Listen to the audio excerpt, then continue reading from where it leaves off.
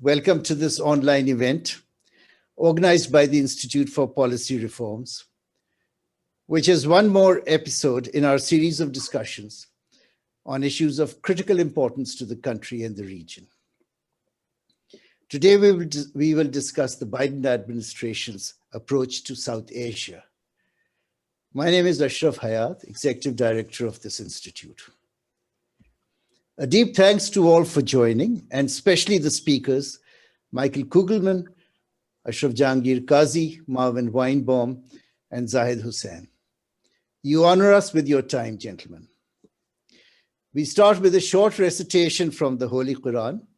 Alhamdulillahi Rabbil Alameen, Ar-Rahman Ar-Rahim, Maliki Yawmiddin, Iyaka Na'budu wa Iyaka Nasta'in, Ihdina Siratal Mustaqim, Siratal Lazeen, An'amta alayhim ghairil maghdubi alayhim waladdallin.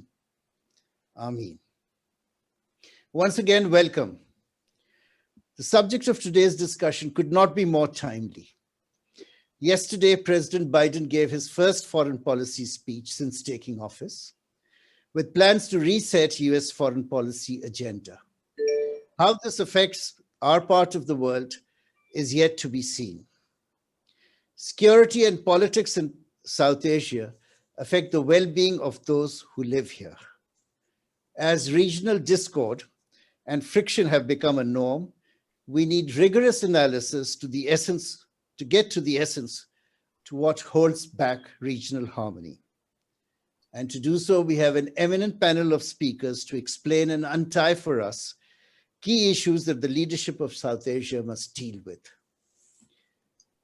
I want to take a moment to say that today is Kashmir Day in Pakistan, a day when Pakistanis express solidarity with the people of Indian-held Kashmir. I move on to the rest of the program. I first request Mr. Humayun Khan for introductory comments. None of the speakers today need any introduction, yet I will do so briefly. Mr. Khan is CEO and chairperson of the Institute for Policy Reforms. He is the founding spirit behind this institute, and despite many competing responsibilities, closely guides our work here.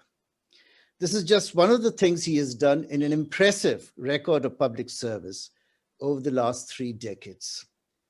Tangentially relevant to today's discussion, I might add that as Commerce Minister, Humayun Saab also led successfully and concluded the South Asia Free Trade Agreement. I request Humayun Saab for his welcome comments and for introducing today's topic. Go ahead, please, sir. Thank you, Ashraf Saab, and hello, everyone. And I want to thank you for joining our online discussion on the Biden administration approach to South Asia. My special thanks to the speakers for sparing their time. This is an important discussion because of the enormous US footprint in global affairs. In his inaugural address, President Biden was forceful in asserting America's renewed role in the world. While the new administration brings many positives, this is a different world than the one we knew in 2016. The pandemic may have heightened the underlying vulnerabilities faced by the world, but the effects that we see are caused by several decades of flawed economic policy, militarism, and blithe disregard for the environment. In many countries, large swaths of population feel left behind and excluded from the economic mainstream. With such challenges before us, world primacy seems a misplaced goal for any major power to pursue. There are now multiple poles of economic and military power. They may be of varying sizes, but have considerable importance. Even a Cold War, if one is inevitable, will be contested differently than before. The world economy is too deeply linked for countries to align into neat spheres of influence between two competing poles. There is a web of interests and relationships that guide global affairs. And of course, large, all-encompassing events such as the pandemic high indebtedness, climate change, domestic and global inequality, and the role of technology as an organizing principle of society need cooperation more than competition. These diverse challenges and developments call not for zero-sum rivalry, but for working together. Of course, national interests would be dominant, but we must also keep an eye on the issues that could well determine the future of the human race. Nations must use their economic, military, and technological prowess to promote the common good and to make the world a more agreeable place. It is in this context that I see the usefulness of today's discussion. A situation in our region is best understood in the background of the challenges I have mentioned, and also those that are specific to the region alone. These specific issues that affect our region are Afghanistan, ongoing friction between countries, and the US-China rivalry. Added to these are continued high levels of poverty, rapid growth in population, and a climate crisis that is inundating our coasts while deepening water scarcity. South and Central Asia has been fragmented and divisive for too long, exacting a huge cost on the region. It is time for good sense to prevail. As for relations with the United States, the new administration will clearly have a more predictable and institutional approach to diplomacy. More importantly, the very accomplished incoming team in Washington has experience of dealing with the region. Yet a lot has changed since this team was last engaged with South Asia. The Taliban are now on the negotiating table with the United States, and they continue to show their presence in Afghanistan, often in menacing ways. We'll soon see how policymakers in Washington manage the conundrum inherent in the peace process of enforcing agreed conditions with minimal or no US presence on the ground. Washington has called for a review of the deal with the Taliban. Perhaps there will be renewed emphasis also on Afghanistan's economic development. Economic aid could offer the needed leverage. Regarding bilateral Pakistan-US relations, I'm sure Pakistan will play its usual positive role in the peace process in Afghanistan. It is entirely in our interest to do so. With respect to overall relations, it may not be entirely valid to let the past be our guide.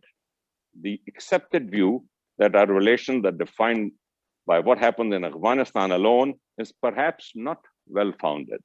While progress of Afghan talks is certainly critical, USA's strategic competition with China raises, not diminishes, South Asia's role.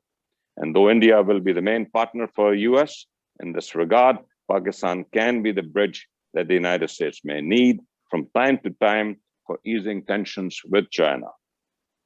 Of late, Pakistani officials have talked about building a multifaceted relationship with the United States. They emphasize that geo-economic considerations are more important than security. It is not enough for Pakistan to merely say so. There's a lot of work that is needed here before US firms develop an interest in Pakistan. The competitiveness of our economy, quality of governance, provision of public goods, and the framework for trade and investment are at best a work in progress and need a major upgrade. I want to share my concern on two topics. First, there are risks inherent in a prolonged US-China rivalry. Decades of engagement between the West and China brought affluence and stability for the world. This is changing, and it could endanger world prosperity. Second, our bilateral relations with India have been in a stalemate for many years. We must take a stock of the cost of continued friction. By 2050, Pakistan will have a population of over 400 million. India's population will be over 1.6 billion. This growth can be a windfall for our economies, or it could bring about a crisis. It depends on what we do with our enormous human capital. It is time that we put behind decades of hostility and strained relations and build a harmonious, connected South and Central Asia. Also, Pakistan must review its flawed policies of the past and the narrow definition with which we have pursued foreign policy interests. We must view our governance paradigm and the political economy that has made us economically dependent, because how we govern at home has a bearing on our ability to pursue regional interests. These are complex issues, and we could not have a better set of experts to help us navigate them. I'm sure we will leave the meeting better informed about these issues. And I also hope that policymakers will take cue from this discussion. Thank you all for joining. Thank you, sir. That was very helpful. And those few minutes captured well the global and the regional evolving situation. Perhaps it is not out of place that Pakistan too must do some soul searching of its own. It's a great pleasure for me to welcome Michael Kugelman. Michael is Asia Program Deputy Director and Senior Associate for South Asia at the Woodrow Wilson Center. His specialty is US relations with Pakistan, India, and Afghanistan. Michael has kept alive in Washington scholarship on South Asia and especially on Pakistan through Wilson Center's many discussions and research projects on our region. Their publications on Pakistan's energy and water crises are definitive works. Michael is a regular contributor to leading newspapers and magazines worldwide. He has a visible Twitter presence as well, though how he keeps his stoic calm in the face of repartees from his often combative followers is hard to say. With his deep knowledge of South Asia and of course the US, it is appropriate to ask Michael if he sees the possibility of Pakistan-India relations moving into a more rational space. And could US possibly play a quiet mediating role despite the multi-layered close relationship between US and India? Michael, you have the virtual floor. Well, thank you very much. It's really an honor to be a part of this very distinguished panel with a very distinguished audience as well, and especially for a discussion on this very timely topic. So I really look forward to the discussion. So I'll use my allotted time certainly to say a few words about India and Pakistan and the US-Pakistan-India triangle. But first, I thought I'd just start with a few broad brushstrokes on what I think we can expect from the Biden administration on South Asia. And of course, there has not been any policy that's been announced yet. And I don't think we're at a point where that's going to happen just yet. I would argue that while Biden's foreign policy on the whole will be very different from that of his predecessor, Donald Trump, and we can expect a full-scale foreign policy reset, the Biden administration's likely South Asia policy will be somewhat of an anomaly, a rare example of considerable continuity with the Trump administration, albeit with some significant exceptions that I'll address. Like Trump, Biden, I imagine, will support a workable relationship with Pakistan that at least initially will emphasize securing Islamabad's assistance in advancing a very fragile peace process in Afghanistan. Biden, like Trump, of course, also supports a withdrawal from Afghanistan. When he was Barack Obama's vice president, he was a vocal opponent, the most vocal opponent within the administration of his boss's troop surge. He will also support the current peace process, but I do think Afghanistan is an area where we could see some considerable policy differences compared to Trump, and I'll get to this in a bit. Also, Biden, I imagine, will fully back a rapidly growing US-India partnership that's really enjoyed a lot of forward movement during the Trump years, just as it has throughout every previous administration going back to the Bill Clinton era. Biden has described the US-India partnership as the defining relationship of the 20th century. And I would argue that the two core shared interests that drive the partnership, combating terrorism and countering China, these have Biden's full-throated support. The rest of South Asia will receive less strategic focus, as it did during Trump's term. I think the attention that it does garner, the smaller states of South Asia, will largely be framed through the lens of US-China rivalry and increasingly India-China rivalry amid China's deepening footprint across the region, fueled in great part by the Belt and Road Initiative. So I think we can expect Biden to shake up Washington's current foreign policy, but not its South Asia strategy.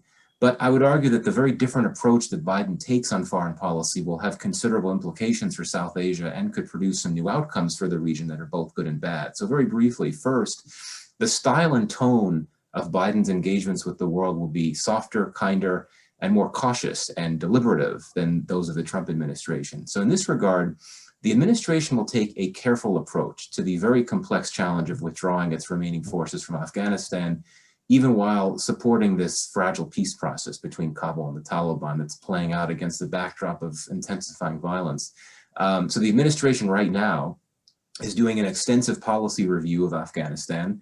And despite the urgency on the ground in Afghanistan, the White House's initial moves in Afghanistan are going to be more about getting up to speed than about making quick decisions.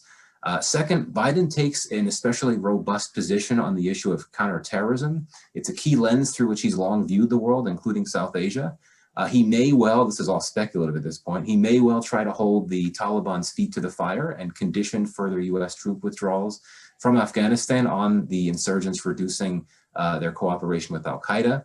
He may well, to be very candid, increase pressure on Pakistan to shut down remaining India-focused terror networks on its soil, especially with the receding US footprint in Afghanistan, making the Afghanistan-focused ones less of a concern for the US. Third, I think that Biden's position toward three key US rivals, Iran, China, and Russia, will diverge from Trump's, with notable implications for South Asia. The Biden administration will seek modest improvements in relations with Iran and perhaps even China, though it won't be easy, while it will pursue a more confrontational policy with Russia than did the Trump administration.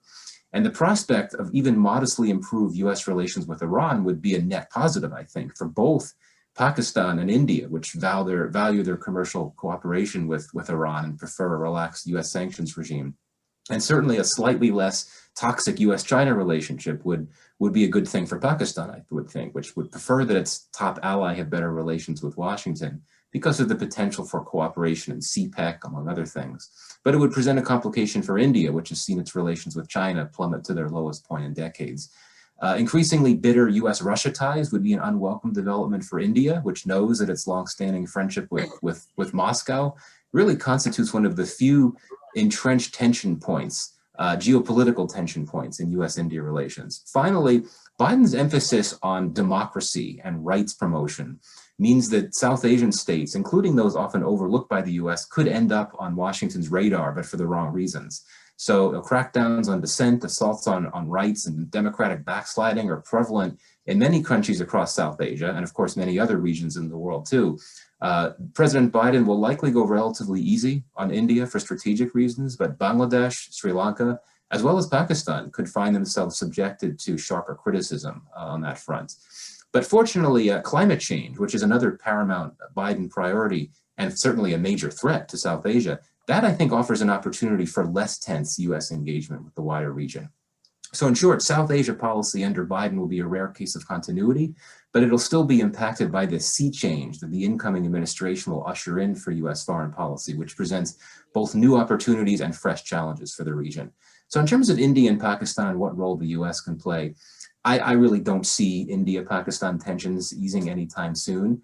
It seems to me that India has calculated that it benefits politically by taking a hard line on Pakistan. Anti-Pakistan messaging figured very heavily in the BJP's re-election campaign some time ago, and it won re-election easily. So India, I think, has no political incentive to extend an olive branch. And the Modi government would argue, and I'm articulating the Indian government's position, it would argue that it did reach out to Pakistan more than 5 years ago when Modi went to visit Nawaz Sharif, but that did nothing to improve the relationship. And so in effect, according to the Indian position, there's already been an attempted Nixon goes to China moment. The hardliner Modi already tried to connect with his rival and it didn't work. And of course, the Hindu nationalist agenda, it has no space for conciliation with Pakistan. And I expect with the Indian government, with India struggling through an economic malaise and social tensions, it will likely double down and intensify the pursuit of this agenda in order to reassure its political base, which suggests even less of a desire to reach out to Pakistan. As for Pakistan, I mean, to me, as an outside analyst, it seems that it also has little incentive to ease tensions. I think that India's revocation of Article 370 was a turning point. I think that when that was done, it really eliminated Pakistan's main incentive to seek dialogue with India, which would have been discussing and trying to renegotiate the status of Jammu and Kashmir. India, of course, incorporated J&K into a union territory, taking it off the table for potential talks with Pakistan. And since August 2019, there have been a number of other developments, worsening relations between India and China, Pakistan's publication of its India dossier, and so on, that suggests Pakistan won't necessarily be inclined to ease tensions anytime soon. And like India, it'll take a pretty strong position on this. The US position on the India-Pakistan relationship has been consistent for quite some time, and I expect it'll remain the same in the Biden era. It wants the relationship and its inherent tensions to be kept on a low enough boil that it does not threaten regional stability being Washington's top interest in South Asia. And the US position has admittedly been counterproductive on some levels. Generally, it stayed out of the relationship. It doesn't meddle. It intervenes only when the two sides are actually experiencing a crisis. So US policy has tended to view Washington as a crisis manager, not a preemptive mediator. And of course, the problem here is that if you don't intervene earlier, that means there's a greater risk that things can spiral out of control and produce the destabilizing outcomes that the US interests don't benefit from at all.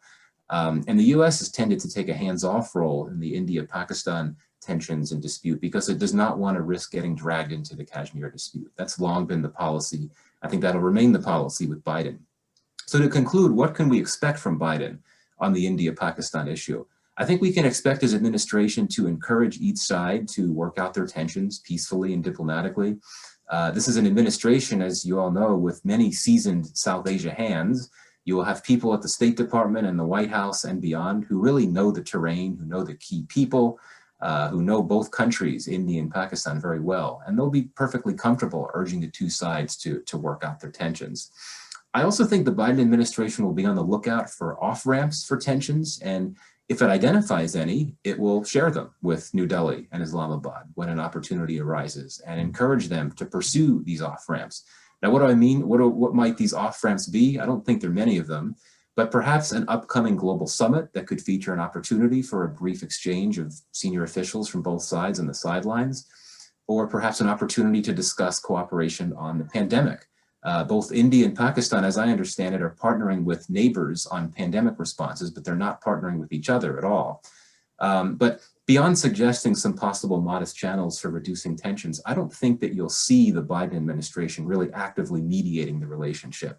Now, if there's another military crisis, we can expect the Biden administration to intervene, to mediate, to work the phones, to try to get the two sides to de-escalate. But that said, I'll conclude on a perhaps a bit of a provocative note. Given how fast the US-India security relationship is growing, and given that the US-Pakistan relationship is more fragile and not as deep, there is, I think, the possibility that US crisis period mediation in the Biden era may not be balanced per se. If there's a terrorist attack in India and India blames Pakistan, the US would not necessarily advise India not to stage a retaliatory strike on terrorist facilities in Pakistan. Now, if a crisis or conflict were initiated by India, say by staging a preemptive strike on what it describes as terrorist facilities in Pakistan, then I imagine the US would move quickly to counsel Pakistan not to retaliate. If India were to make a military maneuver in Azad Jammu and Kashmir to assert its claim to the region, I don't want to overstate that possibility, but speaking very hypothetically, then you'd get a very swift response from the US, urging the two sides to back down, recognizing the fear of a war. So bottom line, the Biden administration will play an active mediation role in any crisis or conflict between the two, but depending on the nature and context of the crisis or conflict, it may not take a completely neutral position as a crisis manager and mediator. So thank you very much. Thank you, Michael. That was a very informed and very useful summing up, and in fact, a candid one. I guess it'll open a few questions as well. We're fortunate also to have Ambassador Ashraf Qazi as our next speaker. And as someone with whom I've worked for some years, it was with great personal pleasure that I introduce him. Ambassador Qazi won high renown as a Pakistan diplomat. He was ambassador to several key world capitals, including Washington, DC, Delhi, Beijing, and Moscow. He also has a genius for good timing. From the breakup of the Soviet Union to the expectation and letdown at Agra summit and the post 9/11 bonhomie between Pakistan and US, Ambassador Qazi has seen it all. Later, he was UN Secretary General's special envoy for Iraq and the Sudan, also two challenging and interesting assignments. Since his retirement, Ambassador Qazi is widely considered a senior statesman and a public intellectual who raises issues of critical importance to our country. I'm sure this will be a very informed discussion. I might ask Ambassador Qazi that while Pakistan has for long bemoaned that US treats our relationship as transactional and these days as a single agenda relationship, what has Pakistan done to make the relationship strategic? Also, recently I heard a comment on one of the international talk shows that Washington has viewed Pakistan, since 2011, Washington has viewed Pakistan as a troubled ally. But these days, there's more emphasis on the first word, troubled. I consider it a cynical characterization, yet the comment reflects one point of view in Washington. Ambassador Qazi, you have the virtual mic, sir. Thank you very much, Ashraf, particularly for your overly generous introductory remarks. But I am very privileged to have been invited to participate in this talk and to meet with old friends, Michael and Marvin in particular. Zahid, of course, we stay in Islamabad. We haven't met each other recently because of COVID. Otherwise, we meet each other from time to time. But nonetheless, it's a real pleasure being here.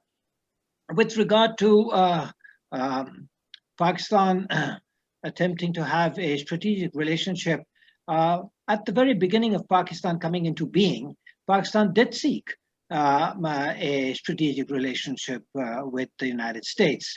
It was born in very difficult circumstances, as you know, and was confronted with a very critical security situation on vis-a-vis India on a number of issues. And as you know very well, the famous incident where our first Prime Minister, Liaquat Ali Khan, who was scheduled to visit Moscow, instead changed his decision and made Washington his first visit. And from then onwards, you had the pacts, the Baghdad Pact, later CENTO and SEATO. So Pakistan sort of joined the Western pacts and was accused of Pactitis at one time, and Ayub Khan at one stage called Pakistan America's most allied ally. So we certainly sort of saw ourselves in the process of becoming a strategic partner of the United States. And the United States, especially when Dulles made his visit to Pakistan and returned, he was quite surprised with the kind of people he'd met and very pleasantly impressed, and thought Pakistan was a very sound partner for the United States in, the emerging Cold War.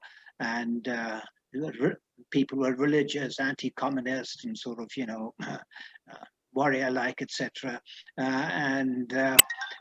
So that was a good beginning. But then again, as come 1962, when the India-China border clash took place, and then 3 years later, 1965, when India and Pakistan went to war over Kashmir. At that time, it was made quite clear that the United States would not support the way many Pakistanis had come to believe or were made to believe that they were right in expecting the United States to respond. In fact, the United States had made it clear from the beginning that its assistance to Pakistan was with respect to the Cold War, not with respect to India, even though they knew that it would be used, but nonetheless they didn't want Pakistan to go to war with India. And if Pakistan did go to war with India, then of course America would sort of make its position clear that it didn't intend its assistance to Pakistan to be directed at India. This was an eye-opener for many Pakistanis who felt they'd been let down, whether or not they were justified in feeling that, but nonetheless they did.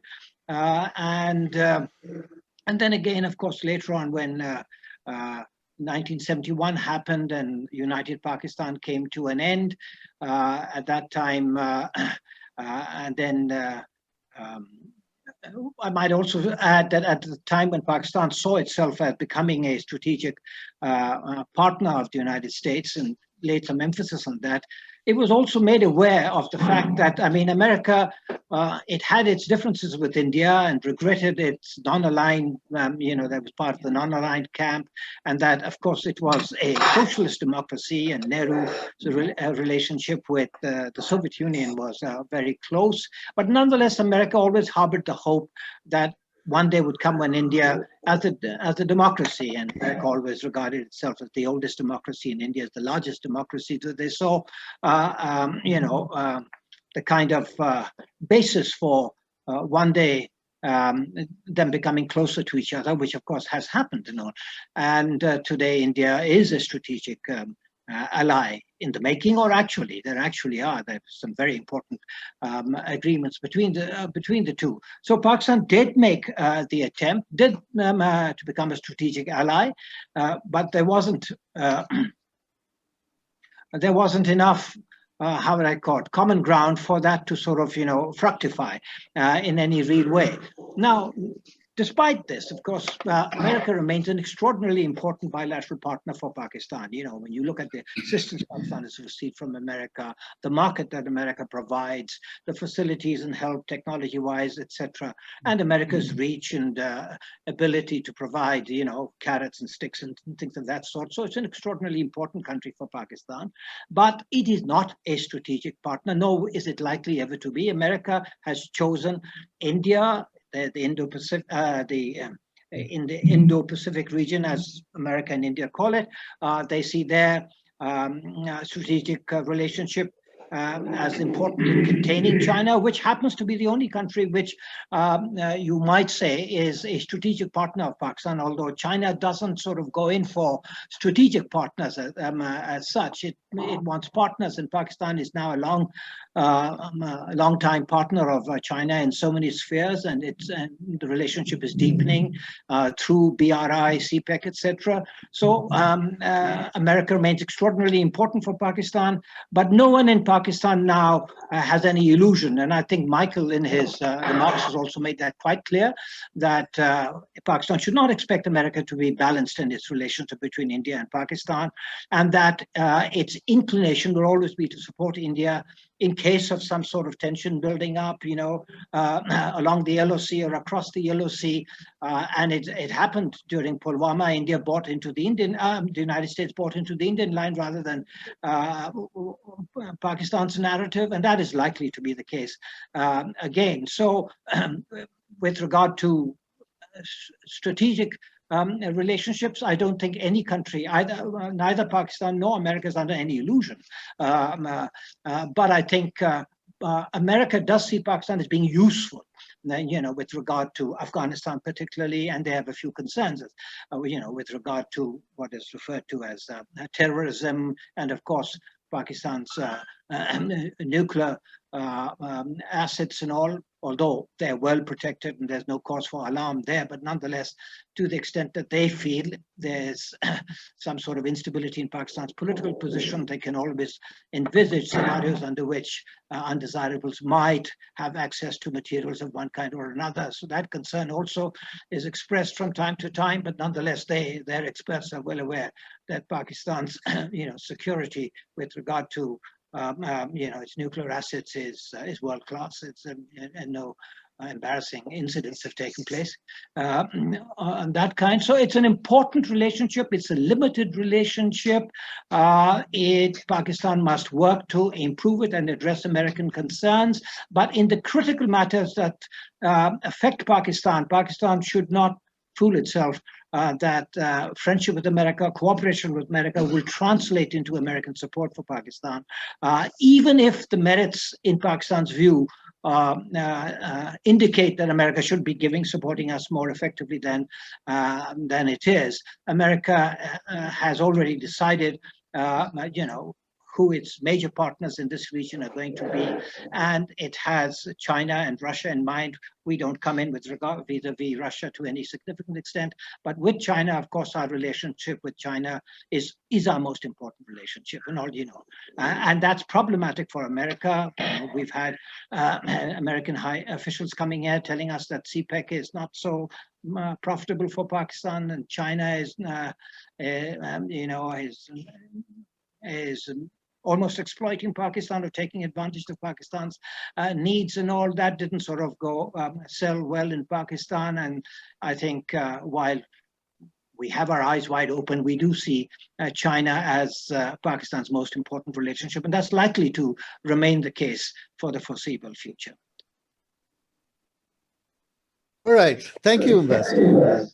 Our next speaker is the eminent Marvin Weinbaum, Director of Afghanistan and Pakistan Studies at the Middle East Institute, Washington. Again, someone that I take great personal pleasure in introducing. Dr. Weinbaum is also a Professor Emeritus at the University of Illinois at Urbana-Champaign. Earlier, he served at the US Department of State as an analyst for Pakistan and Afghanistan in its Bureau of Intelligence and Research. At the University of Illinois Urbana-Champaign, for 15 years, Dr. Weinbaum has served as director of the program for South Asian and Middle Eastern Studies, focusing on national security and state building in Afghanistan and Pakistan. He is the author or editor of 6 books and has written more than 100 journal articles and book chapters. The few experts to have studied our region as deeply as Dr. Weinbaum, or who can explain us better US priorities in South Asia. So you have the floor, or the virtual floor, Marvin. Yes, thank you, Ashraf. And I too find it a great pleasure to be able to reconnect, if only in this remote way, with, well, Michael, of course, I see frequently, but Qazi Saab and Zahid are always people who I greatly respect, and it's nice to join you this morning, our time, your evening. Let me say that in the first 2 speakers we've had, Michael gave us a tour de horizon, which I think is unmatchable. And it leaves it to myself, I think, and others perhaps, to simply put finishing touches on some of this and to perhaps dig down a little deeper in some aspects of it. And with that in mind, let me, at least initially, direct most of my comments to the Afghanistan dimension of this relationship. And then I'll say something as well about what I too see as this new administration's approach. But let's start though with that notion that domestic issues are going to be dominant for this administration, as we certainly we see every day. But as has been pointed out, he has a very strong foreign policy team, and a team which also brings to the table a great deal of knowledge and understanding generally about this region here, South Asia, and particularly the triad here, Pakistan, India, and Afghanistan. And although the region will hold attention as well because Iran and Afghanistan are so much a focus of American concern these days, just the same, I think that what we're likely to see is a concern basically with Afghanistan. And Afghanistan is really going to be what drives American policy with Pakistan. Now, that's been the case for decades now, and I don't think that's going to change. We have come to see Pakistan as critical to our interests in Afghanistan. And when those interests have diminished, our interest in Pakistan has done as well. And of course, we have a good example of that in what happened in the 1990s. Having said that, naturally, the connection between Pakistan and Afghanistan has diminished as the U.S. footprint in Afghanistan has diminished over the last 2-3 years, particularly. But what continues to be the case, and what has worked to improve the relationship, has been over the last certainly year and a half, 2 years, where Pakistan has been seen for the first time with respect to Afghan policy as cooperative, as playing a role here, a positive role, and where the United States and Pakistan were basically on the same page with wanting to see if possible, a negotiated end to the conflict in a political solution in which the Taliban would not emerge as the dominant force, but that there would be a coalition of elements in Afghanistan, and the Taliban would be representative in the system, but certainly not able to assert itself in any dominant way. So Pakistan has enjoyed now in this period of time, it has enjoyed a greater understanding here in Washington, and the feeling here that Pakistan was going to be instrumental in getting a peace process going. But with that came responsibilities as well. And I think more than was warranted. Pakistan has been viewed as the key, in fact, to the peace process. And that certainly has, I think, been the dominant thinking here, that somehow Pakistan, if it chose to exert all of the influence that it has, could not just facilitate the process, but could accelerate the process. And to some extent, Pakistan was willing to accept this dependency that the United States seems to have. But what I have noticed now is that Pakistan has stepped away. Let me say how I view this. I see Pakistan's influence in Afghanistan as being certain very real, but the potential here is more negative than positive. And I say that in the sense that Pakistan is in a position here, not that it has regularly done this, but to be the spoiler. When it thought, as any country might, its own interests were not being served by the course of events. But the idea that Pakistan somehow could dictate to the Taliban and get them to do things that they didn't want to do, I think we should have learned the lesson that that's not the case. We should have learned a long time. In the 1990s, it was very clear that for all of the influence that Pakistan had in the Taliban's successes in the 1990s, when it came to getting the Taliban to go against what they saw as their core interests, they made no headway, Pakistan. And that continues to be the case. Any idea that perhaps Pakistan can dictate to the Taliban, I think is misguided. But in any case, there's no question that over the long run here, in the greater sense, it's hard to imagine a peaceful, united, prospering Afghanistan without Pakistan and without the region. So this very much is, as many people have pointed out, a regional issue when we try to look at Afghanistan and how to stabilize that country. But here too, we we have overemphasized, I think, that dimension with the idea that somehow we could leave it to the region to solve the problem. I don't believe that that's, first of all, the baggage that the individual actors in the region have with one another is enough to make it possible for them perhaps to agree that none of them want to see the restoration of an emirate, of a Taliban emirate as such. Again, they would all prefer to see some sharing of power, but that none of them wish to see the Taliban emerge dominant.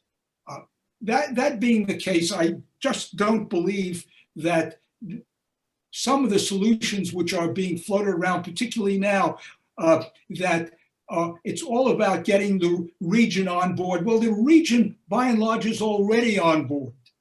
But the idea that somehow the United States can therefore rely, and others rely on the region to put this package together, what the region does not want, although it wants to see the United States leave Afghanistan, if that means that it does not have them have a permanent military presence in Afghanistan. But none of the countries in the region, even if they don't express it in a public way, privately say, but don't leave in an irresponsible way. Don't leave precipitously. Don't leave where you throw this problem of Afghanistan, which affects all of the region and all of the plans that the region has for integration. All of this is really going to be affected by whether there is conflict in Afghanistan or not. While there was conflict in the region, in Afghanistan, there cannot be the realization of most of the aspirations that exist in the region for its economic, particularly its economic growth and stability.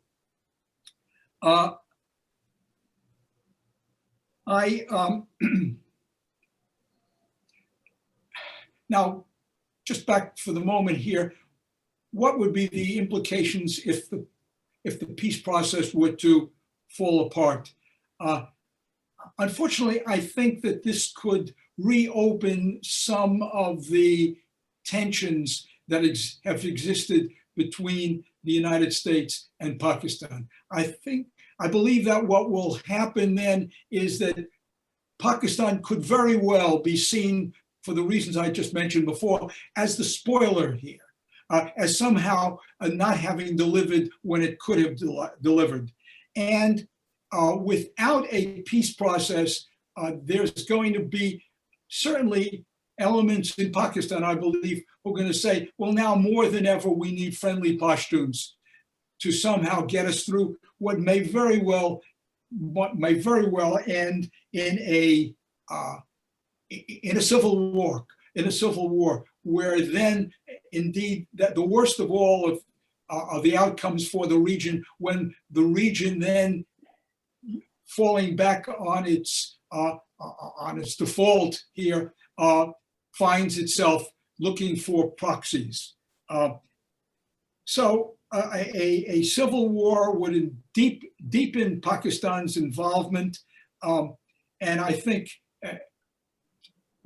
create tensions with the region.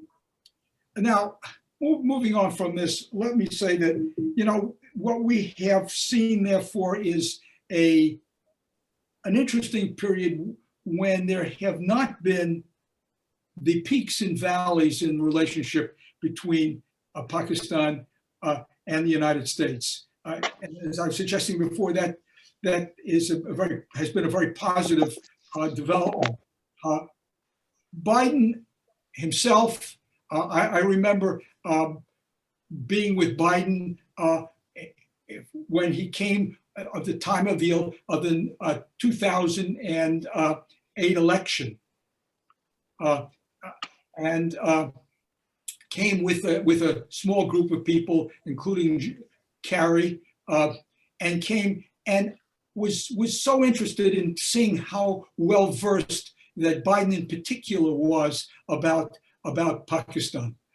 So unlike Trump, who really had no notion about what the region was like, Biden brings to this, together with this excellent foreign policy team that he has, which I think is going to, even though Pakistan is not like Iran and Afghanistan, a combustible issue, it's nevertheless going to mean that there's going to be a great deal of interest in Pakistan and where Pakistan fits in this. The US will not get involved, as it has in the past, in Pakistan's domestic policies, but at the same time, it will continue, I believe, to be concerned about militant extremism in Afghanistan, in Pakistan, and its implications.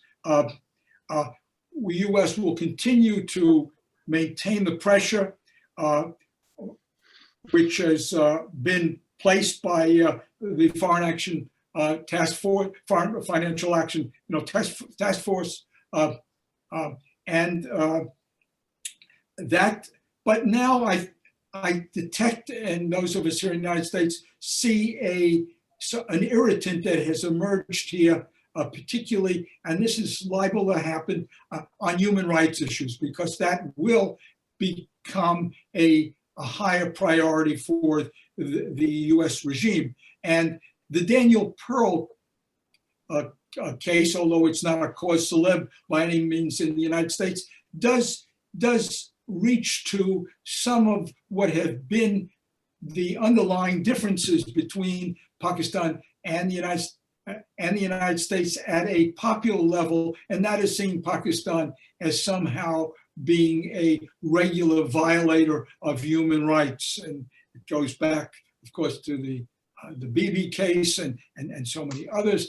But and then just to add on to that, I believe Ismail, the woman who is has taken refuge and whose family, it's reported here, has been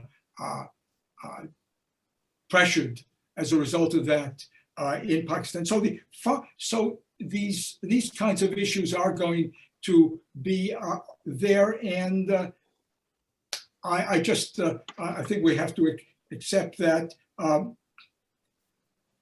In general, Pakistan, the United States cannot walk away from the region. Now, we are going to witness, I think, as most people expect, some differences here over some important differences over the U.S. withdrawal of completely. I think it's clear that there is growing concern here that because of the fact that we didn't exercise conditionality, the fact we didn't, it's going to mean that now we are faced with a situation where the United States is going to have to make a tough decision. And if the U.S. does keep forces there, the dangers of the peace process becoming derailed, I think, are quite considerable. But the United States cannot walk away from the region as it did in the 1990s. In the 1990s, at least until 1998, there was no serious concern about global terrorism. There was no serious concern about proliferation as issues. Today they are there. And certainly our concern about China, Russia, and Iran are not today what they were in the 90s. And so I don't believe that there's any likelihood of any replay of what we saw at the beginning of the 1990s, particularly when the United States washed its hands of both Afghanistan and Pakistan.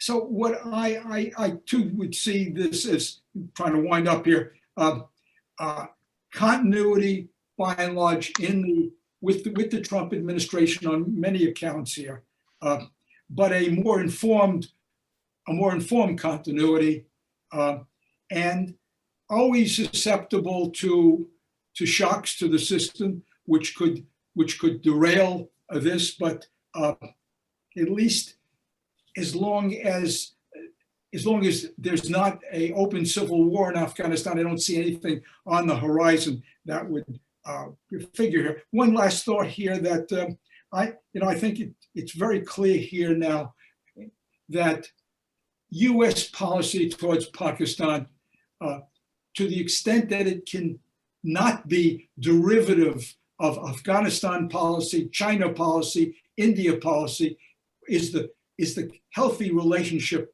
that we need now.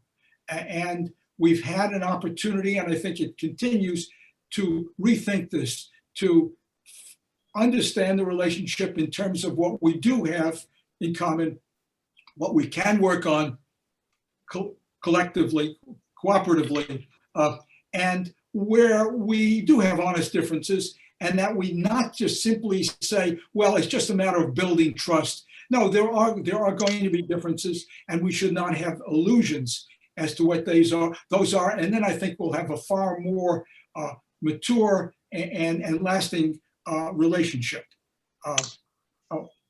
About China, though, I agree with those who say that that's one area where the United States clearly, I think, took a wrong turn in seeing OPEC as the enemy.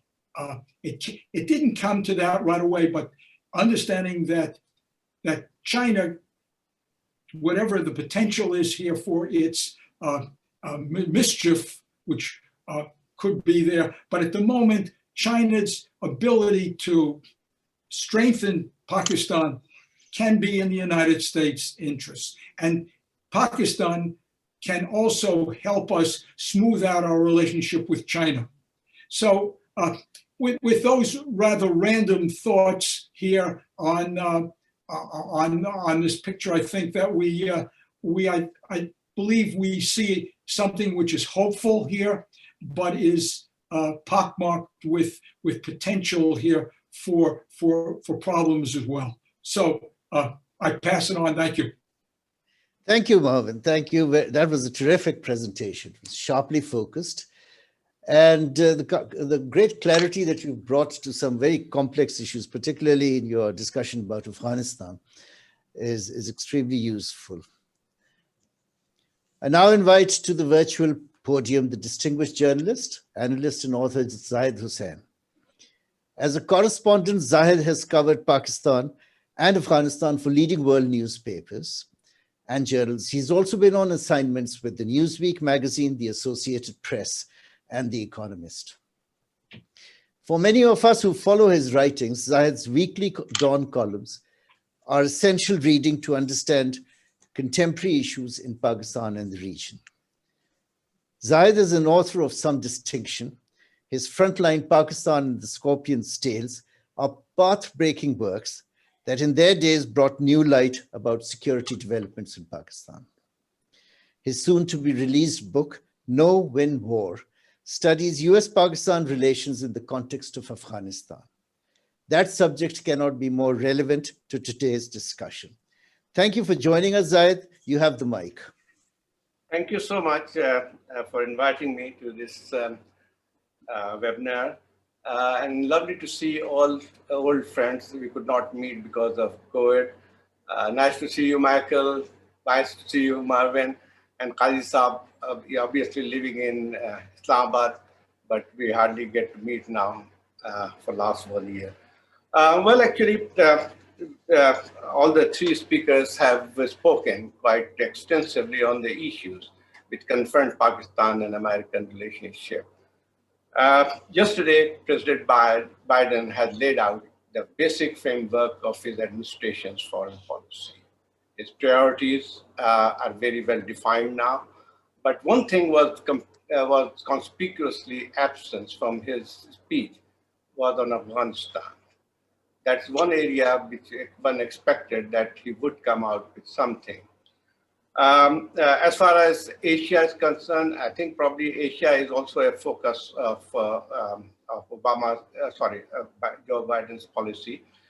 The whole Obama's policy of pivot Asia is revived, And we have seen that that a special focus will be on Indo-Pacific.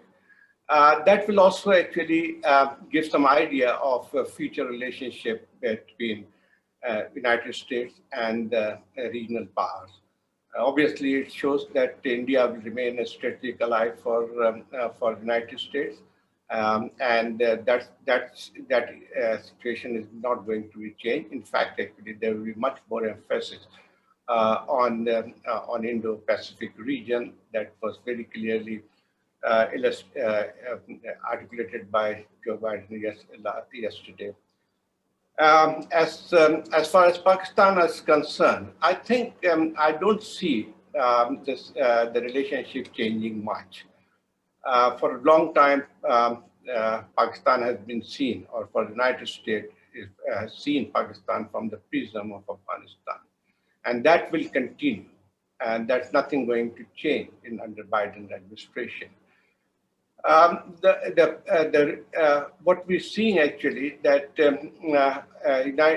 America's relationship, like as we have some speakers have already said, that whatever illusion was there about being strategic allies has gone actually long time ago.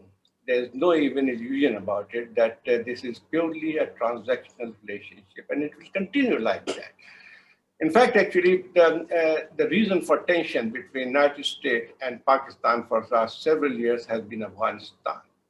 And interestingly, that has also been the cause for them to stay together. And that's one of the reasons why they could not separate, despite all those problems which have come out since 2011 particularly. And it will continue like this. As far as US aid to Pakistan is concerned, is almost not trickle. Hardly any aid, particularly military aid, is non-existent. Same is with the civilian aid. So one cannot actually see them resuming immediately.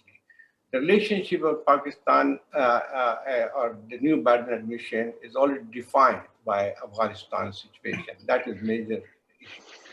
And the situation is, there was slightly improvement in relationship under the Trump administration, at the end of Trump administration, when Pakistan helped in Doha agreement.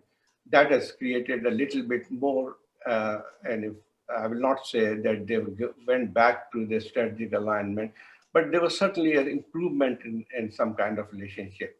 Because before that, before Doha talks started, the relationship between Pakistan and Washington has come to completely there was hardly any contact at a high level. The contacts were at a very, very low of official level.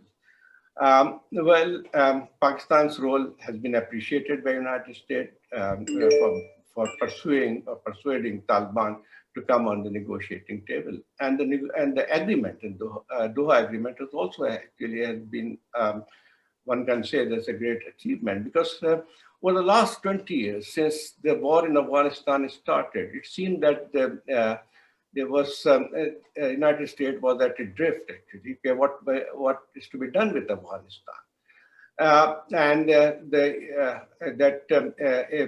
there was a thinking in Washington until I think 2015, 2016, that there could be a military solution to Afghanistan. And I think probably at the end of Obama administration, he realized that there can only be one solution, is negotiated some kind of political settlement with the Taliban. Trump did take a position on that, and that's what we see at the Doha agreement has come to. But now actually the more difficult part is there. I mean, like, yes, actually that one can say that there has been a breakthrough. But the real challenge for the Biden administration at this point of time is what next?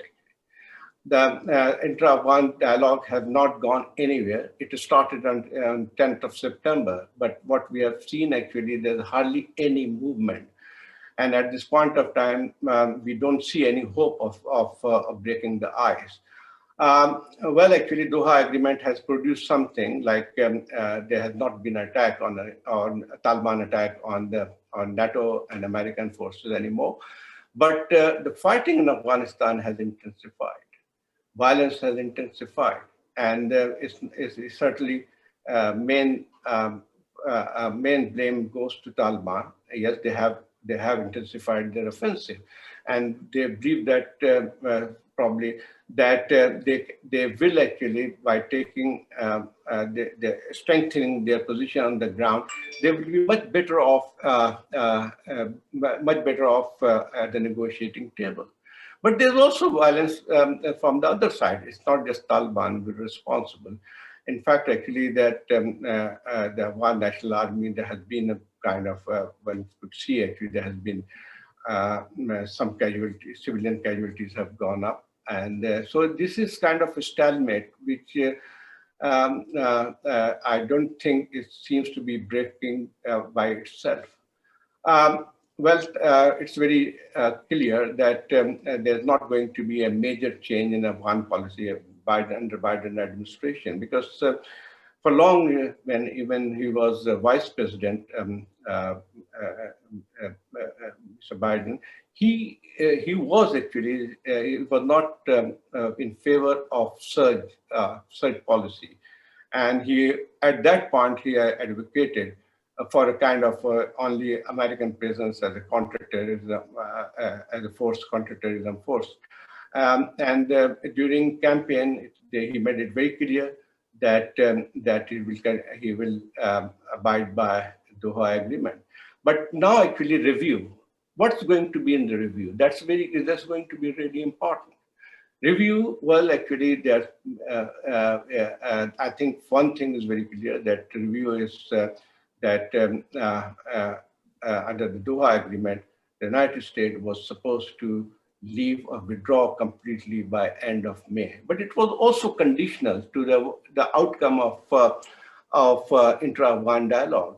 So now I think probably that under the review, what we expect at the moment is that there will be more pressure on Taliban, and also to some extent on the Kabul government and on Pakistan, that to get to some kind of to move forward on the political settlement. Well, Taliban has given a statement recently. They said that they will continue to abide by the Doha Agreement. But there is a kind of strong sentiment in Kabul, particularly in the government, that Doha Agreement should be shelved. And I think probably some people expected it to happen, but after Trump is gone, but it's not. There's no indication of that happening. So on Pakistan, there will be a pressure. Certainly, pressure will be actually to bring Taliban to persuade Taliban or to push Taliban for a ceasefire, because ceasefire has remained actually one of the major cause for this stalemate in Afghan dialogue. So I think probably that will be pressure on Taliban. That will be pressure on Pakistan too. But obviously, Pakistan has been asking Taliban to some kind of agree to some reduction of violence. But to what extent Pakistan can force them is a question. Taliban may not be, I think Taliban will not agree to a ceasefire, complete ceasefire. They may agree to some reduction of violence, provided some assurance, some guarantees are given. And in that case, actually, one could expect actually to Biden administration to come out with something, some proposal which could break this ice. Is a very positive sign that Zalmay Khalilzad has been retained as a special envoy, and he has been actually the main architect of Doha Peace Agreement, and he understands what's going on. So it means actually that policy, one cannot see a major shift in policy. The other thing we have been talking a lot about Taliban, but let's talk about the Kabul government also. The problem that will also be a major challenge for Biden administration. As far there is a complete divide in the what we can say among the ruling Afghan rulers. There's not very clear thinking about it. There are certain elements who they never wanted actually any agreement, any political settlement with Taliban, any negotiated settlement with Taliban. And it's very clearly it has come out in the public statements too. If you see actually over the last few months, actually, or before that, even President Ghani was not very happy when this Doha process started, obviously, and there was reason, and there was a genuine reason too. One could see that there was a feeling that Afghan government has been left out from the whole process. So this has not changed. And second vice president of the Afghan government, the Afghan government has called even for Pakistan to call Biden administration to reverse that. So I think it's going to be a very, very complex situation. As far as Pakistan is concerned, what does Pakistan expect from Biden administration? I think there's no expectation that they can go back to the old ways or what the kind of relationship they had actually before 2011. I see a cut-off point because what started from 2001 supposed to be some kind of strategic relationship. Then 2011 was a kind of turning point where the two countries reset their relationship, and I think probably that this will continue. And Pakistan is Pakistan's interest too, actually, to help make the peace process successful. But again, actually, there's a limit to what they can do. The other thing which I think Michael has mentioned about it is that United States will have some kind of expectation on counterterrorism, some cooperation under counterterrorism. That is going to happen. For Pakistan, and I think probably there will be more pressure on Pakistan, and so this is all about Afghanistan situation. But one thing more actually, when we talk about U.S.-Pakistan relationship, the new contour of policy, is also the China factor. Last night, President Biden has very clearly said that China is the main U.S. competitor, and that sees that way. So Pakistan, over the last few years, particularly Pakistan has for long has a strategic relationship with China, but it has actually further strengthened over the last I would say 5 or 6 years, and it is no more just strategic relationship or the military cooperation, but also actually it has assumed a new dimension. And the new dimension is a much closer economic relationship or trade relationship between the two countries. So China, CPAC is one of the flag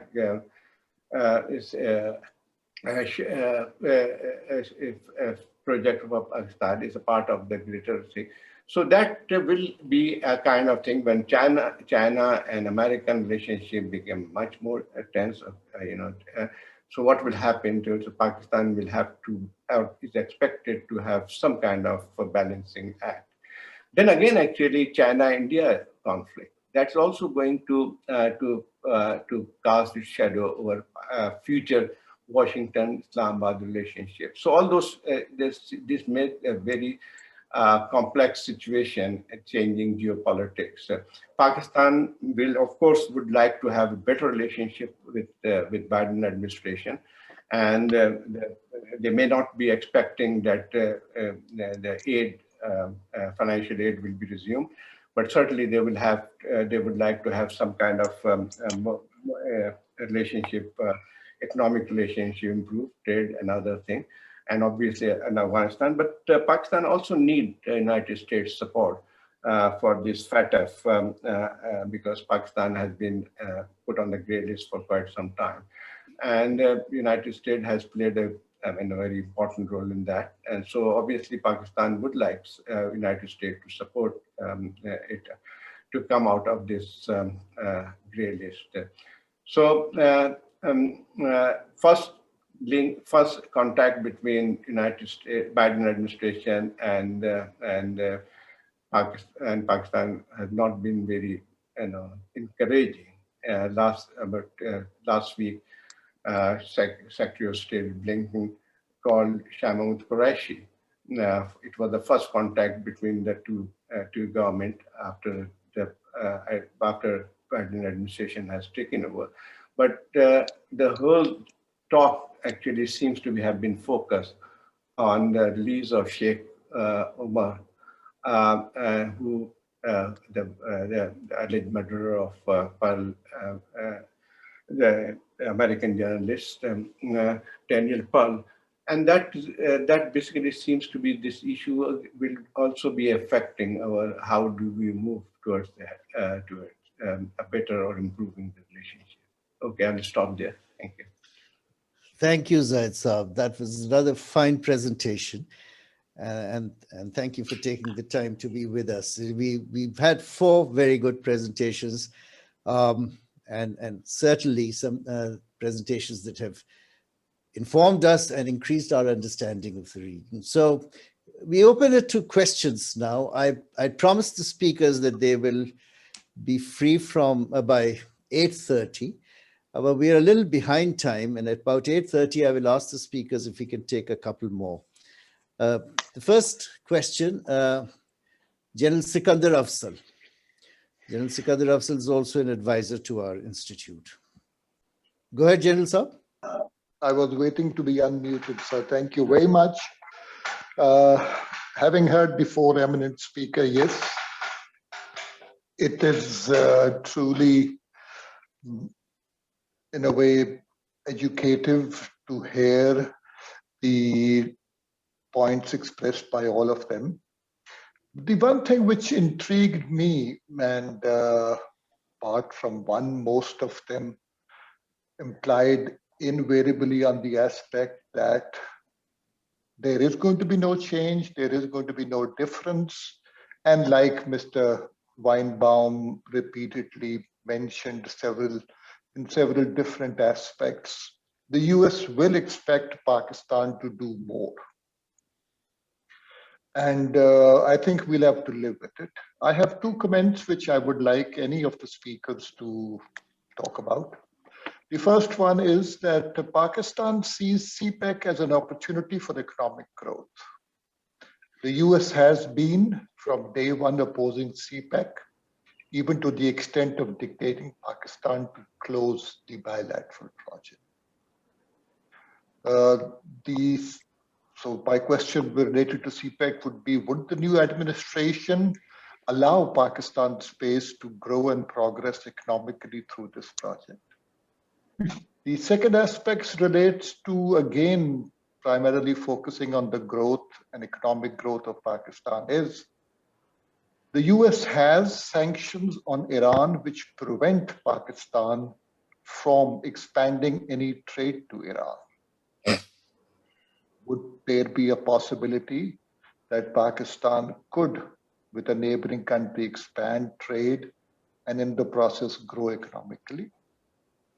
Meanwhile, Afghanistan, till the US leaves, there is not any likely for anything stability to come into Afghanistan, in my perception. So that means even the basket of the Central Asian republics is denied to Pakistan for any trade and future economic progress. I would like the comments of any of the speakers on these issues, please. Shukriya, General Saab. I have some questions on my WhatsApp message. I'll go to Tariq Parvez. Thank you, Ashraf. Thank you very much. It's certainly an honor to be a part of this webinar. My question is for all panelists. My question is based on a recent report by the United States Security Council issued in January 2021, issued by its Analytical Support and Sanctions Monitoring Team. And I quote, Afghanistan remains important to both Islamic State and Al-Qaeda. The peace process is the key to suppressing the long-term threat from both. So that is the importance of Afghanistan from the point of view of suppressing the two global terrorist organizations, Islamic State and Al-Qaeda. Now, the Biden government or the administration, as you say, they have announced that they're going to review the process. And there has been a statement from the NATO officials that there is a possibility of the US and NATO government armed forces continuing in Afghanistan beyond the May 2021 deadline. So if that happens, then probably we can safely predict that there will be two implications. One, there will be an increase in violence in Afghanistan by the Taliban.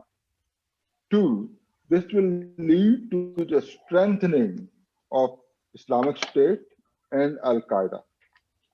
And when we talk about strengthening of Islamic State, as we understand from what happened in 2020, we are talking about more terrorist attacks inside Pakistan and elsewhere. So my question is that what do the panelists think about this development, about the decision of the Biden administration to stay in Afghanistan beyond the deadline and its implications for the region? No. And number two, how should we go about it? I mean, what is the best way to address it? Thank you. Thank you. Well, General Asad Durrani is here. General Saab, I'll ask you to wait because I'll take a young man and then I will come to you. There's also an Air Commodore who's interested. So Junaid Zaidi, I think he's calling in from the United States. Assalamu alaikum. I'm calling from Memphis, Tennessee. It was a very good presentation. And the only question I have, I'm actually a physician by profession. And I have noticed during this pandemic that the US position all over the world is not, it has been exposed not being a true leader on the global level. And my question is, why we are discussing here the Biden's policy, President Biden's policy towards Pakistan. And we have seen that either it's Republican government or the Democratic government, the policy does not change much. Why Pakistan think about changing its policy towards US and instead of being on the US side and try to be more towards China, Russia, Turkey, and join that bloc globally? Because there's a very common conception in Pakistan that Pakistan has not gained much from this relationship. Thank you, Dr. Saab. I'll go to Ismail Qureshi. Thank you, Ashraf. Can you hear me? Yes. Okay, thank you. I think great discussion and a great panel, a great cast. I think I must admire you. The U Institute has really arranged great meetings, and I think I benefited personally immensely from that. I think it's a simple, I think it's a straight question, and I'm asking Michael and Zahid Saab. I heard the EU commissioner the other day saying that the Doha peace process is most probably going to fall apart as Taliban have not lived up to their promises. I was quite concerned about that. So I just want to ask the two panelists that in that situation, how do you view this? And how will the US view this? And what will be the likely repercussions for the region and US-Pakistan relations? And yet another little question I want to ask Qadi Saab is that if we expect more pressures and no change from the Trump administration and the growing pressure on Pakistan's performance and the weak economic situation, could we be leading to a situation where Pakistan will ultimately be throwing its lot with China as it finds that they can find no solace and support from the US? Thank you. Thank you, Ismail. We'll have three more questions. Sayyid Rizvi, Hamza Usman, and General Asad Durrani. Yeah, my question is, first of all, thank you very much for having me. It's a great pleasure to be with such an eminent panelist. My question is for Professor Marvin. And I will start with a historical note, and is famously attributed to Sir Winston Churchill when he said, an Afghan is only at peace when he's at war. Do you think that, and so true it was, that Afghanistan has never been at peace within itself? American interest started after 9/11, and it is basically to prevent the sanctuary ever forming again of Al-Qaeda that could harm America or the Western interest.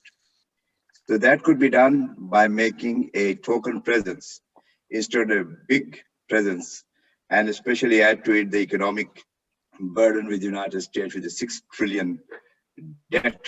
If 1.9 trillion is passed, which I'm sure it will be done today, as 1 hour ago I saw VP Kamala Harris walking in to cast the tie vote. So with the 6 trillion economic debt, will America have the stomach to be engaged in conflict like in Afghanistan? And my second question will be, my second question is for Mr. Zahid Hussain. Well, we all are talking about Pakistan in Afghanistan. What about the Indian aims in Afghanistan, which is against the interest of Pakistan? Thank you. Right, thank you, Rizvi. Marvin, it's about Afghans always wanting to fight, and without. I don't believe that, and I'll say why in a moment. Nor do I. That's why I was being a little facetious, and I'm sorry I was being a little facetious. Hamza Usman. Sorry for the wrong caption. I'm actually Air Commodore retired Khalid Iqbal. I couldn't change the caption because of some technical reasons. Thank you for all these very strong presentations, and it brings me to one conclusion, that our region is going to stay in the same flux as it has been over the couple of years. Let me ask a question particularly. As all the speakers have agreed that America's approach towards South Asia and indeed the entire world would be a subset of how the American relationship with China evolves under the Biden administration. May I therefore ask the panel to comment that although President Biden has taken a positive step by reassuring one China policy, but there is a lot of issues which have been piled up. It has actually become an industry in the United States to work on anti-China prospects and promote that kind of a narrative. And can I see some positive improvement and go back once President Biden visited China and had an understanding with the, at that time, Vice President of China, who is now President? It's a happy coincidence that both gentlemen have now occupy the top position in both the countries. Would they like to carry forward that vision, or it's going to be a carry forward of a mix of Trump era situation in which everything going wrong with United States or in United States is blamed on China? Thank you. Thank you, Commodore Saab. I must go to General Durrani because he's General Durrani, but I'll ask the panelists. I said 1.5 hours. It is 1.5 hours. If you allow me to take a couple more questions. Michael and Marvin, you have the day before you. Do you have engagements, or can I take a couple more questions? All right, General Durrani Saab. Yes, thank you, Ashraf. You know, with a panel like this, it's very difficult to find any space to make a meaningful remark. And because of that, I'm thankful to Mr. Kugelman. He's provided me a very narrow window in which to get a remark in. When he talked about, the new administration's renewed emphasis on anti-terrorism, I was convinced that the pre-Trump era is back. From now onward, in our region, the T card, the terror card, will be resumed as a focus point of American policy. They don't want to get these troops out, the new administration and the deep state. They don't want to have the troops out, regardless of what they can accomplish or not accomplish. But to justify that, the card that will be used, the argument that will be used will be terrorism, because they are fighting terrorism. So, welcome to the old times. Thank you. Thank you, General Saab. With your permission, gentlemen, just one more question. The only lady who's raised her hand, although late, Nilofer. Yeah, that's Ashraf Go ahead, Bhai, please. it's Nino. Oh, Nino, okay, yes, go ahead, please. Assalamu alaikum. Thank you for letting me ask a question. Most of the panelists I'm very familiar with in their position. As a Pakistani, I thought it was very important to mention that when we discuss the position of Pakistan vis-a-vis Afghanistan, or in this case, Biden's view, and clearly all the panelists have suggested that we would be viewed within the prism of the Afghan-American policy, it is very important also to understand that what we call the Pakistani position is actually the position of a few men, the deep state, as General Durrani mentioned, or the establishment. This is not the democratic view of the majority of Pakistanis, and certainly not from the position of KPK, FATA, and the citizens of who reside in Balochistan. We have a movement called the PTM, which has a very different perspective on the Pakistani position in Afghanistan and the spillover that has impacted within Pakistan. So I think when we discuss, what is strategic and what is the position of Pakistan and its alignment on unalignment, it is very important to see that Pakistan itself is divided. And the tension, the reality of this, the official position of the state of Pakistan and the position of the people of Pakistan do not agree. There is not an alignment there. Thank you very much. Very interesting. And one of the things I like about my job is the diversity and the whole spectrum of views that we get. And of course, the good thing also is that I don't have to answer these questions. There are 4 excellent minds who will do so. I'll start with Michael. Nabil, speakers ke saron ko unmute kare.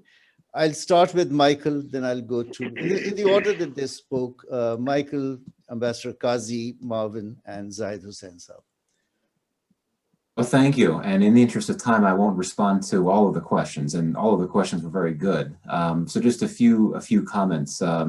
Actually, one comment and then a few responses to the questions. I think one important point to make about the US-Pakistan relationship moving forward, and I think we would all agree on this, is that for this relationship to work in the ways that all of us would like it to work, I think it is very important for the US government, for once, to look at its relationship with Pakistan through the lens of Pakistan, not through the lens of Afghanistan or China or India.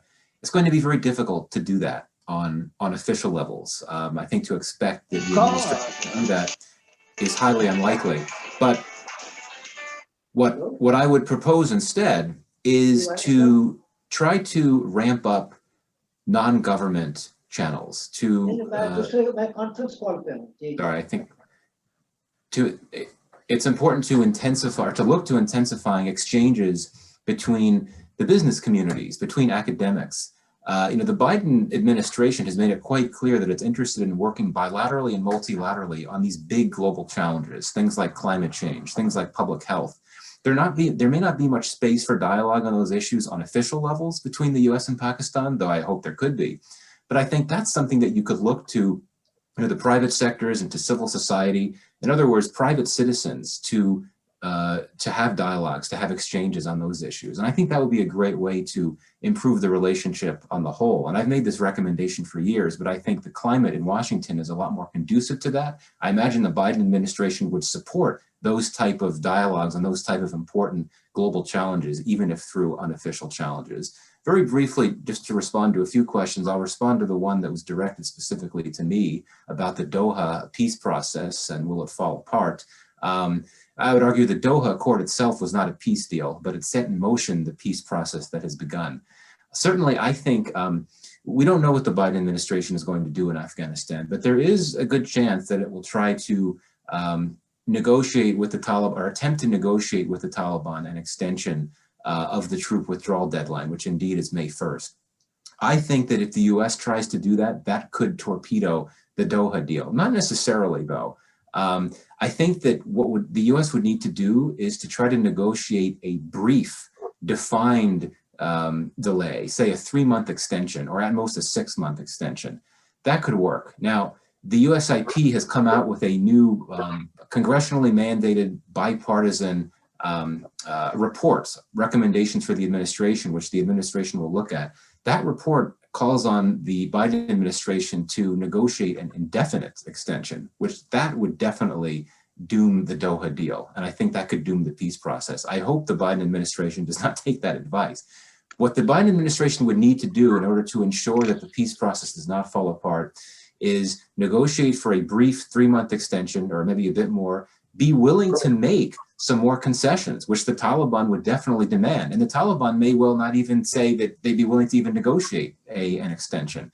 The Taliban would likely demand something in return that the US and, or at least Kabul, would not agree to. And that is, for example, the establishment of an interim transitional government that does not include Ashraf Ghani. So just because, I think it was it Winston Churchill that said that he talked about an enigma wrapped in a mystery. The Afghanistan policy is that. It's going to be very difficult to find a way to move forward. So yes, I think that the peace process, which is already fragile, could well fall apart if you have this effort on the part of the United States to try to extend the troop withdrawal deadline and not be willing to make any additional concessions that the Taliban asks for. Finally, I'll respond to one more question on China. I think that's important.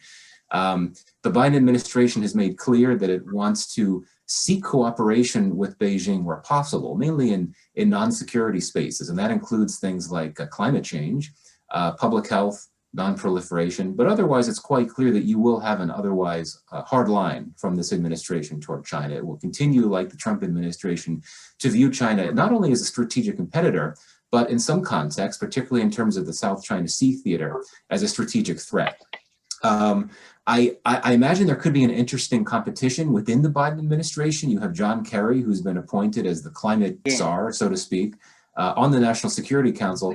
He, according to many reports, would like to support, he would like to pursue climate change as the main issue with China. And he thinks that should entail trying to seek a common ground with China.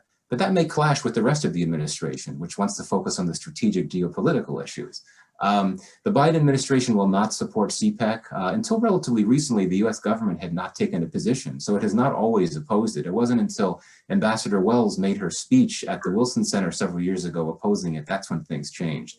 I do think the administration's criticism of CPEC will be softer than the Trump administration's because of its interest in clean energy and climate change. You may well have a case of the Biden administration being willing to support efforts by the American private sector, contributing, investing in clean energy projects that are tied to CPEC. So you can't rule that out. Thank you. Thank you. Ambassador Qazi.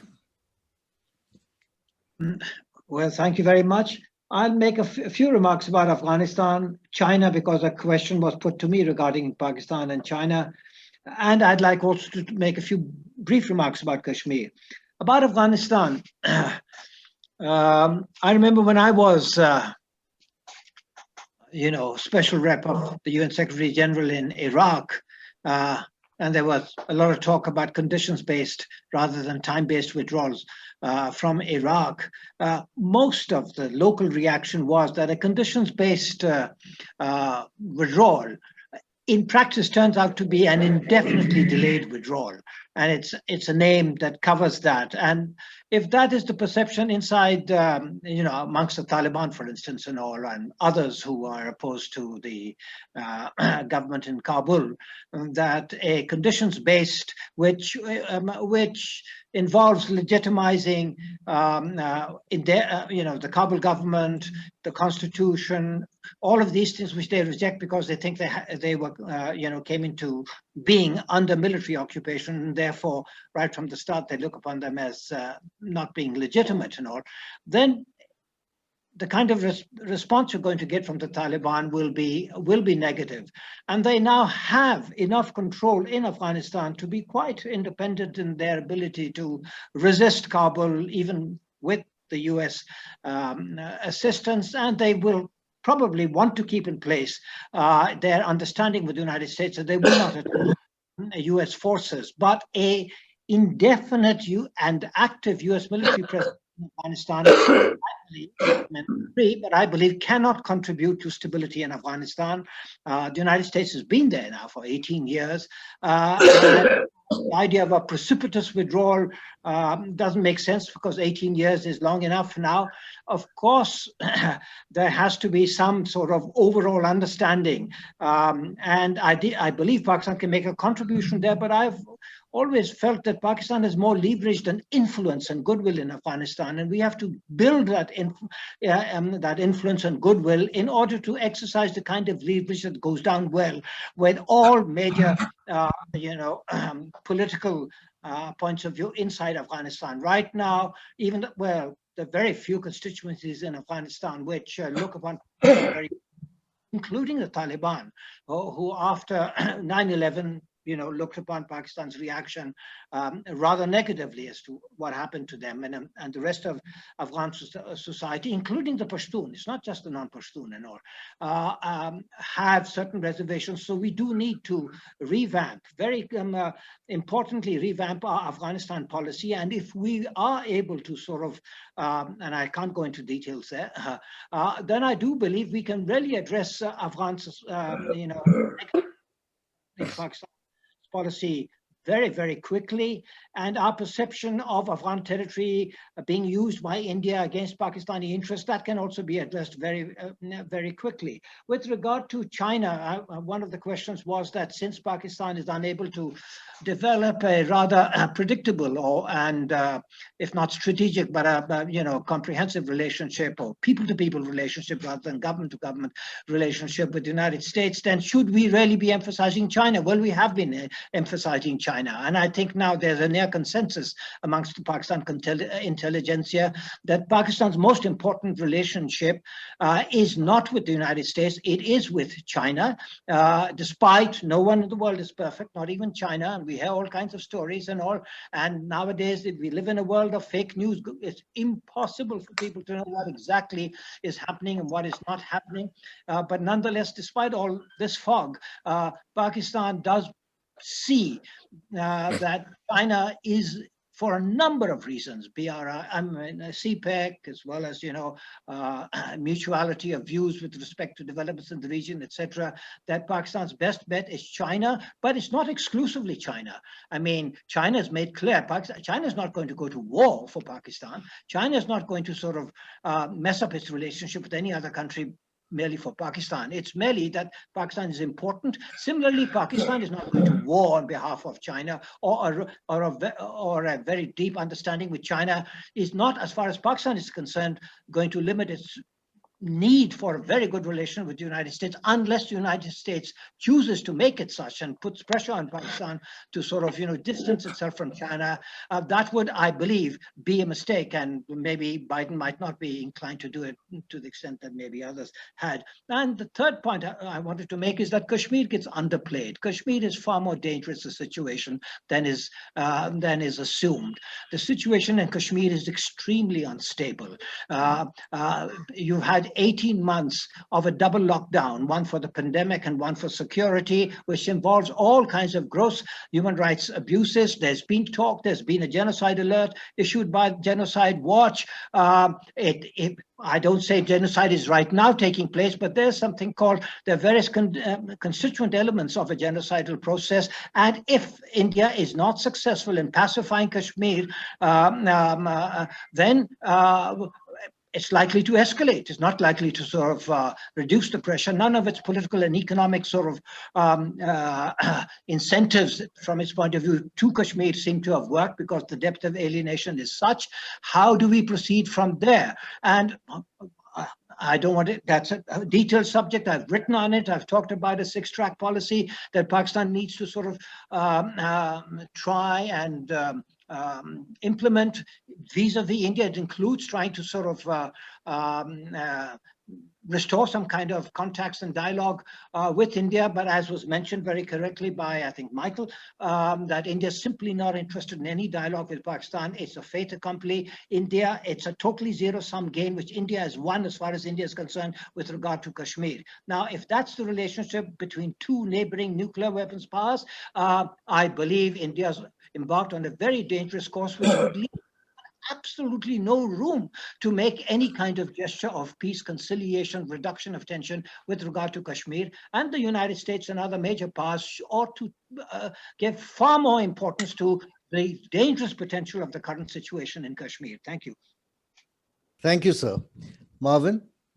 Well, there was one question which was specific and mentioned that it's never been a peaceful country. Well, not true. When I first arrived in Kabul in 1970, Zahir Shah was in power, and it certainly was not a prospering country by any means, had its criminality, but it was by any measure compared to what followed after 1973, and certainly after 1978, a peaceful country. And had been so really since the late 1920s. Now, what is true is that certainly since 1973, there have been a number of conflicts which we've seen a kind of continuous civil war in Afghanistan. Interestingly, you could actually count 5 or 6 of these. They have in common with them a challenge by Islamic militants to the state, but none of those conflicts ended in a peace agreement, in any kind of political solution. They all ended because one side won, the other side lost, or some outside power intervened. And as far as that question as well, is this going to be too expensive? Well, really the costs of the operation in Afghanistan now, given how far they've come down now, it has to be measured in terms of what are the benefits. And if the benefit here is to maintain at least some stability in the country, this would be a rather minor expenditure. Let me say that there's, Michael, I have my problems with an extension because after 3 months have passed, after 6 months have passed, where are we? Yes, we've perhaps made some additional concessions to get them to accept that in the first place. But after all, the whole peace process now, this past year, has been a series of concessions on the part of the Kabul regime to the Taliban. I can't think of any major issue in which the Taliban gave way. So that I see that as proverbial kicking the can down the road, but it gets us back right where we are now, except only 3 or 6 months later. And then again, one of the problems as I see in Afghanistan is that what we did was by giving the Taliban everything it wanted, as long as it was willing to stand firm, it said it didn't have to compromise. And for whatever we gave, we never got, as I say, any reciprocation. Also, I think it's important in our thinking. again, looking at the history of the political military history of the country, that we not equate the current situation in the 1990s, where when the state collapsed, and there's a real danger of state collapse here. If the US leaves and takes with it its air power, we could see a cascading set of events here, which really have weakened the state. If this happened, it's not going to be as it was in the 1990s, where the state gave way and the Taliban took power over the course of several years. It's not going to be that way. No. These are not as disciplined forces on both sides. There's no Mullah Omar, there's no Massoud. So what we're really looking at here, as I suggested earlier, what we're really looking at here is a rather chaotic civil war, and not simply one side takes over for the other. I think we have to worry about the collapsing of the peace process, and whether it could come about, as we've been discussing here, because the U.S. backs out here, because all the Taliban have ever really, I believe, gone into negotiations for. Why they're at Doha? They're there to make sure that we honor the U.S. It's part of the Doha agreement that was reached with the Taliban. As soon as they come to the conclusion that we're not honoring it, their incentive to stay in negotiations, I believe, is gone. Because for them, and this has been the case for years, they see the path to victory, whether it's military or diplomatic, hinging on the foreign forces being gone and having exited. Just one thing more, I believe here. I see, if things really begin to turn sour, and in Afghanistan here, there's so much fear here that they're going to be deserted by the United States. I think that there's going to be a really strong push here for an interim government. And why has Ashraf Ghani gone, been so stubborn on this? Because he knows that in any agreement, he's toast, he's gone. And all of the people who are closely associated with him are all refugees. And that's a dimension we also haven't talked about here. If things go sour, the implications for Pakistan of the influx of millions of new refugees. And that's going to be in itself a destabilizing force for Pakistan, Iran, and conceivably now also for Europe. So I think there's going to be a real push for an interim government. And the Taliban are going to, and we're already seeing some trial balloons on that out there right now. And it's going to be one in which the Taliban have set the terms pretty much. And it's going to be simply a way station on the path to domination, which I have always argued is essentially what the Taliban seek, a restoration of what they had in the 90s, in a different strategy to get there, but certainly that's what it's about. Okay. Thank you. Thank you again, Marvin and Zahid Hussain Saab. Okay, thank you. I'll just focus on two questions. One was that what will happen? What will happen if these talks collapse? Yes, it will have a devastating impact, not only for Afghanistan, but also for the region and particularly for Pakistan. Because what we are seeing actually, what happens in Afghanistan has a direct bearing on Pakistan, and the spillover effect will be disastrous. So in a way, actually, this is a very complex process. I think probably it was much easier for United States and Taliban to reach some kind of agreement in Doha, but it will be much more difficult for the Afghans to come to some kind of political solution. It's always very difficult because the two sides have been fighting against each other for last 2 decades. And then their worldview is completely different. So coming to some kind of political solution will never be easy, and it's not going to be easy. So what I feel actually that it cannot be left actually the two sides to reach to some kind of agreement. There has to be some kind of mediation, maybe actually from Biden administration, because there are so many basic problems or basic causes of tension or disagreement on fundamentals that it will be very hard for them to come to some kind of agreement. Well, actually, the other thing is that there is also compulsion on them. Like, for example, Taliban also understand very well that they cannot take over Kabul. It is not like they can have a military victory. I think that they have come to understand the message is very, very clear from the international community.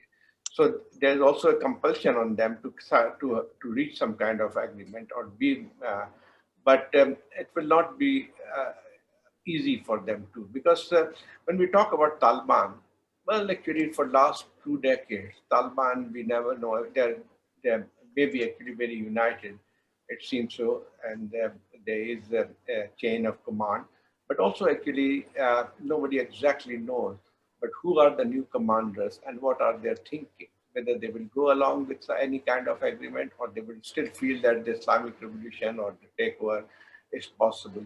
So all those complications. The same problem is with Kabul government. There's completely divided. They cannot actually, there's so much division on the issue that it's also it becomes much more difficult for them.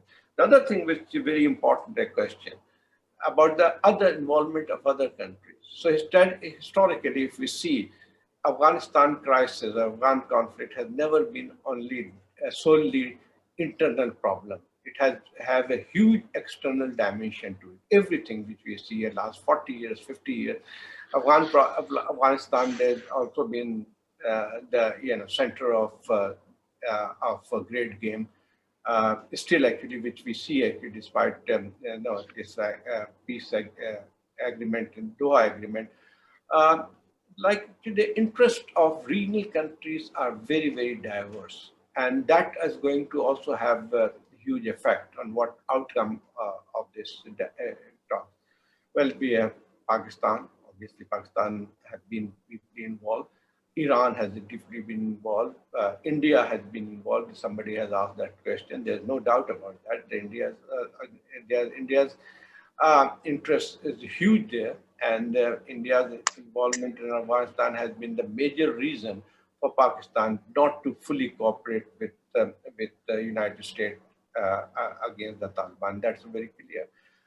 So that issue will still be there. So external, how Iran will see to it. Iran has opposed the Doha agreement. Although on the other side, they have improved relations with the Taliban.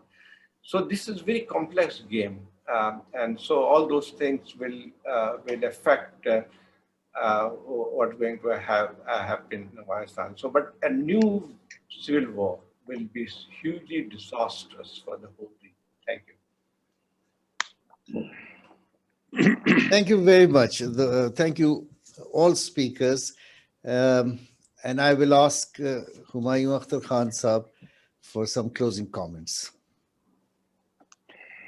Thank you, Ashraf Saab, and an excellent discussion this morning or this evening, depending on where you are. Let me give you my takes from this discussion. Very definitely, Pakistan wants peace in Afghanistan.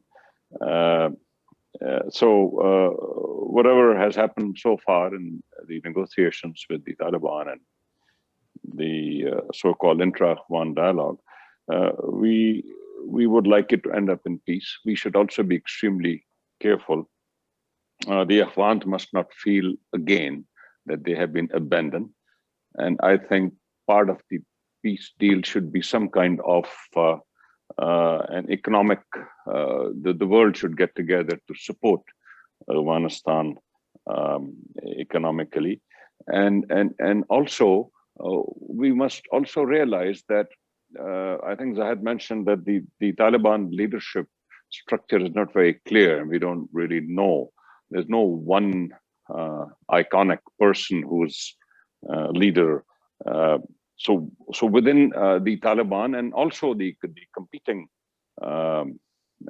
forces there now, ISIS and Al-Qaeda, one must also pay a lot of attention that we do not want a peace deal with other disruptive forces popping up. Secondly, I very definitely think that we need a balance between the United States and some of the regional blocs that are emerging here in Asia, and the Shanghai Cooperation Organization, in particular, our very close relationship with China that is converting from a strategic to a more economic relationship also, although I think it'll take considerable time. The United States is not our enemy. We have had excellent relations. It is still a country which is our largest trading partner, which is a country which has a lot of influence on the Bretton Woods institutions, which Pakistan repeatedly has been going to. So I think that it is in Pakistan's interest to keep a good balance. We very definitely want peace in South Asia, but unfortunately, we seem to be moving away from that situation, and it seems to be a number of years moved down, and particularly the way Indian domestic politics has been working. And I think a result of that was the change of status in the Kashmir, Jammu and Kashmir area, and I think that was part of that. I really don't see an immediate reversal, except one thing which has not been talked about that much, except just a reference that the India-Chinese relations are deteriorating after many years, is the fact that while changing the status of Jammu and Kashmir, I think the status of Ladakh was also changed, in which a major chunk of that was the disputed territory with China, and that has given opportunity to China to do what they did. And I think the dynamics of the Kashmir area are going to change now, with China becoming, I think, part of it, and India's politics being such that they really, I don't think, cannot reverse. But one should bear in mind that the status quo in Kashmir changed in the 90s when there was an uprising in Kashmir, and certainly at that time it was very local and very generic in nature, and that uprising is something which put pressure on India, on many governments in India, to start to talk with Pakistan, although circumstances now have changed. So I think Pakistan should very definitely focus on, with respect to the United States, looking at a relationship, what we call geoeconomics, attract American foreign investment, increase our trade. I totally agree. The track two, or not track two, but the private sector dialogues between the two nations. It'd be a good thing if the Biden administration encourages such contact. So I would like Pakistan to focus more on this geoeconomics. Although, as I said in my opening remarks, a lot of work needs to be done in Pakistan if we want to make some good progress in those areas. Last comment. it is my opinion that in the last few years, the credibility of the Pakistani decision makers has at all tiers has improved, and I personally feel that that is one reason why the Pakistan's effort in starting this dialogue with the Taliban is being looked at positively in the United States. I wish to thank all you very distinguished gentlemen and all the ladies and gentlemen who participated. I wish to thank you once again, and hope you could join us again. Thank you very much. Thank you. Thank you all. Bye. We can bring the meeting to an end. Thank you.